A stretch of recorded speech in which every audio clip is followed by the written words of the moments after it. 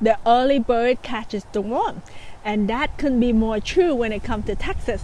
The landlords who plan early, who know what to expense, how to track their hour, and when to make key elections are the ones who end up with the biggest tax saving at the end of the year. Hi, it's Mia here. I have been helping landlords, real estate investor, and small business owner for more than 15 years. And I can tell you the difference between paying more tax and saving thousands often come down to timing. So today, let's talk about how the new big beautiful tax bill gives landlords more room to use rental losses strategically, and how you can get that early bird who gets the worm, not the one who showed up when the worms are gone. Let's start with the basics. Before we jump into strategies, let's talk about what a rental loss really means, because a lot of landlords hear that word and thinking something is wrong. A rental loss simply means your deduction. Things like mortgage interest, repairs, property taxes, insurance, and especially depreciation are bigger than the rent you collected. That doesn't mean you are losing money. In fact, your cash flow could still be positive. It just means that on paper, your property is showing a loss that can have offset other income if the IRS will let you. So let me give you a real story. So meet Jason and Emily from Phoenix. They bought a duplex back in 2020, solid tenant, steady rent, and a nice positive cash flow every month. But on their 2024 return, they show a $22,000 paper loss, mostly because of depreciation and repairs. They called me worried. Jason said, Mia, are we doing something wrong? How can we lose money when the rent paying for everything? I smiled and told him that actually a good thing. Those are paper losses, not real ones. And under the new 2025 rule, they can be even more powerful if you plan ahead. That's when I brought up our saying, the early bird catches the worm. If they plan their improvements early and track their time properly, they can actually use those losses instead of just letting them pile up. So what changed under the big beautiful tax bill? The main update is that 100% bonus depreciation is back and it's permanent. That means if you buy new appliances, furniture, or other qualifying property for your rental and put them in service after January 20, 2025, you can deduct the full cost right away. Think about that for a second.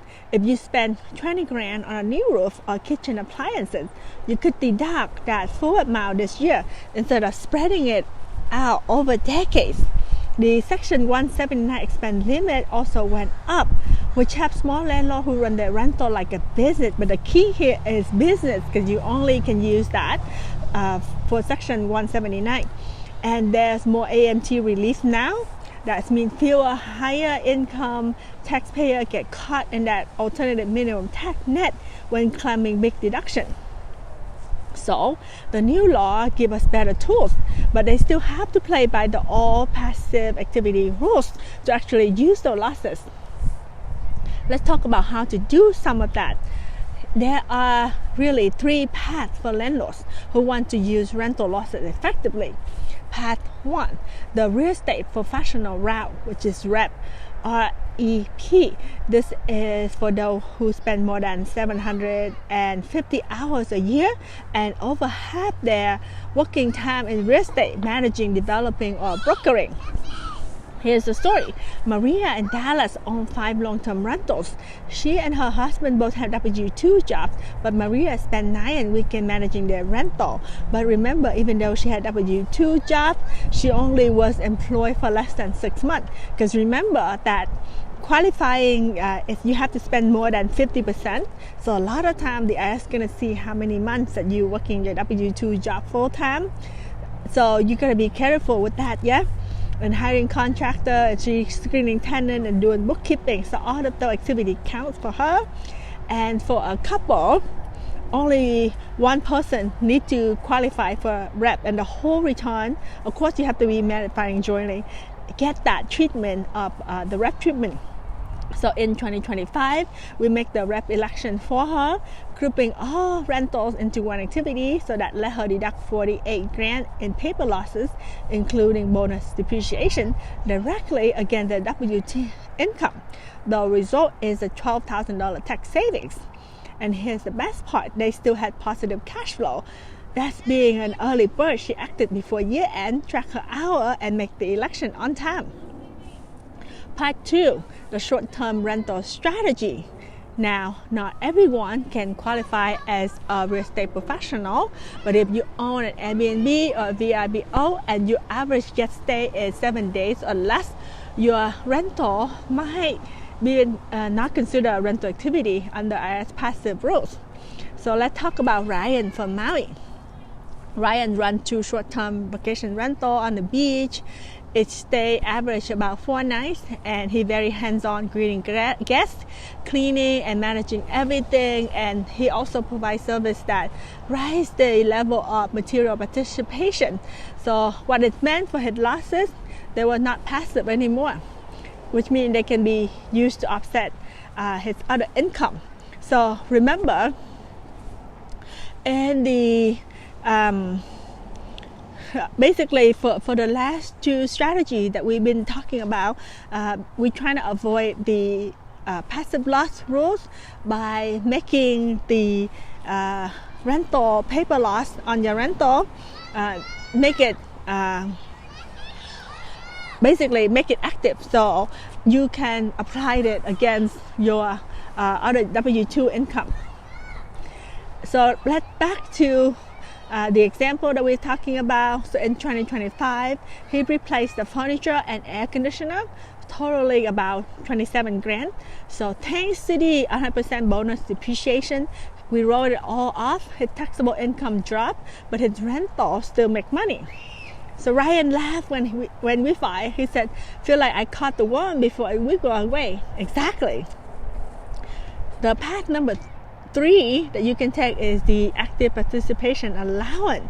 So this one is for smaller landlords. Why? Because they have a threshold on income. So once you go over that threshold, this doesn't apply. Okay, so say for example, maybe 1 or 2 properties that you own. If you make key decisions like approving tenants, managing repair, or setting rents, you are considered active participant. So you can deduct up to 25 grand of losses against other income if your adjusted gross income is under 100K. And that allowance fade out completely if your adjusted gross income is at 150K. So remember why that we talk about this is really for more like a smaller landlord, right? Because of that total income threshold. This is income on your adjusted gross income, so it's on your individual return. So if you are close to that threshold, timing matter, because you might want to find way that you can reduce that AGI to be within that threshold, so you can, if you meet the participation hour and participation in the level of activities that you do, then you can get that to write up that max to that 25K of allowance of losses. One of my clients, Tom in Portland, is a school teacher who ran out his own home. He earns about 110K combined with his spouse. So we knew he was close to that phase out limit. So we advised him to prepay property tax and schedule a few needed repairs before the year end, which brought his AGI down to just enough to qualify for the full 25 grand deduction. So that's one conversation that saved him almost about $6,000 in taxes. He looked at me and said, "So I just had to act a little bit earlier." I said, "Exactly. The early bird always does." Right? So being early also means working with your tax pro closely. You want to start planning our strategy for next year now, before the year end even. You don't want to just thinking about this year, in this year, right? You want to think about next year and even the years before that. The year after that. So how do you put this in practice? Here what I tell every landlord I work with. First, you want to plan your improvements early. Schedule major upgrades before year end so you can play asset in service and take bonus depreciation. Second, you want to track your hour and keep notes. Whether you are a rep or a short-term rental host, keep a simple log of dates, hour, and what you did. It doesn't have to be fancy. Third, you want to keep separate books for each property. This helps if you are claiming the QBI safe harbor or grouping activities. Fourth, managing your income. If you close to that 150K threshold, maybe defer a bonus or accelerate expenses so you can keep your income under that threshold. Fifth, talk to your advisor before filing, not after. When the return is filed, it's too late for most deductions, and that's the difference between catching the worm and watch it fly away. And of course, in tax planning, you want to do it a couple years ahead now, not just worry about this year, but also worry about future years now. So every client story I share has one thing in common. They acted before tax season. They track, plan, and time things right.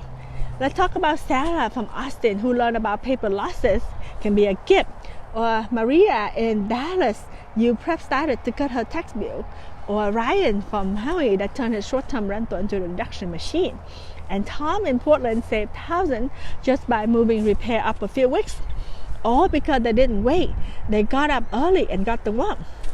If you want to see how much depreciation and passive loss you can claim under the new rules, check out my rental loss and depreciation tracker at Pro Deduction on Etsy.